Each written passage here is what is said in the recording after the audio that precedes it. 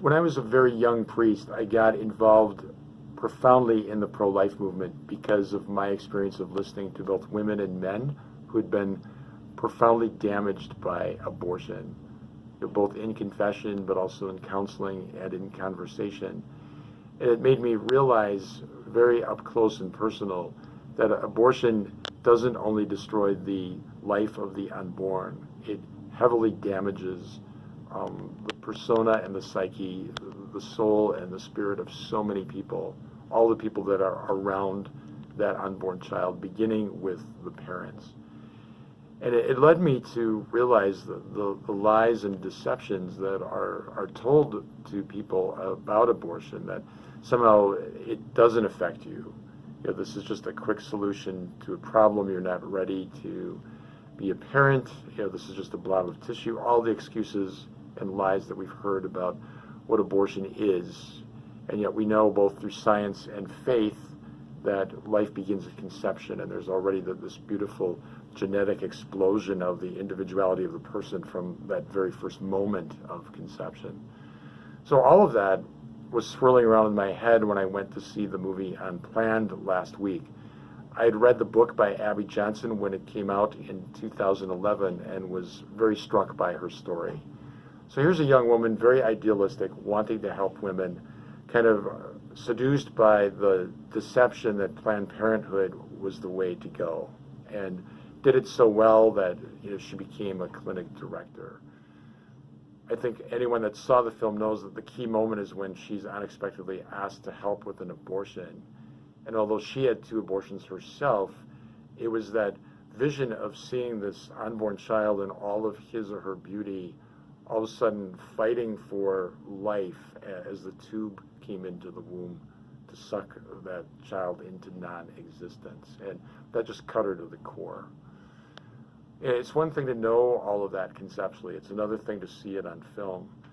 The power of Unplanned is that we see the whole drama of the abortion debate in our country through the eyes of someone who was very much pro-choice, working for Planned Parenthood for years, bought into their whole ideology and methodology of helping women to have abortions.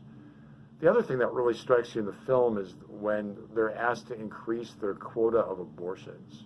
And that's really a moment when the scales fall from Abby's eyes, and she says, I thought we were working to make abortion rare. And at that moment you realize, no, it's really about the money. That Planned Parenthood is the biggest abortion provider in this country, and it's the biggest money maker for them. So all of those things strike you. The beauty of the film is the conversion that Abby comes to and the strong pro-life advocate that she has become in actual life. The other thing that really struck me is the actress that plays Abby in the film knew before she started this project that her mother had had an abortion as a teenager. What she didn't know is that her mother almost aborted her.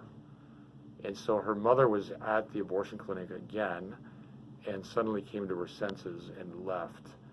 Because otherwise, this actress, I can't think of her name, would have been aborted as well. So I think young people are increasingly pro-life because they realize that they could have legally been a great might not have been. That if their mother had chosen, they would not exist. They would not be here. So we live with this legal insanity that somehow the mother can confer humanity on the unborn child. So if she wants a child, then the child is human. If she doesn't, the child isn't and has no rights and can be destroyed at will. Even on just a logical frame of reference, that makes no sense. Even if you factor religion out of it, it makes absolutely no sense. So I'd encourage all of you to go see Unplanned. It's a very striking film. The fact that it was rated R says that even the movie industry acknowledges abortion is profoundly violent and disturbing. So right there, you have another approbation for the pro-life movement. I would encourage you to see Unplanned. Bring your family and friends to see it. It's a film that bears watching, and there's parts of it that are difficult to see. But as Abby says at the beginning, my story is not pretty and not neat, and you may be uncomfortable by it. In the end, it's a triumph of grace and love that never quits, and God who never gives up on us.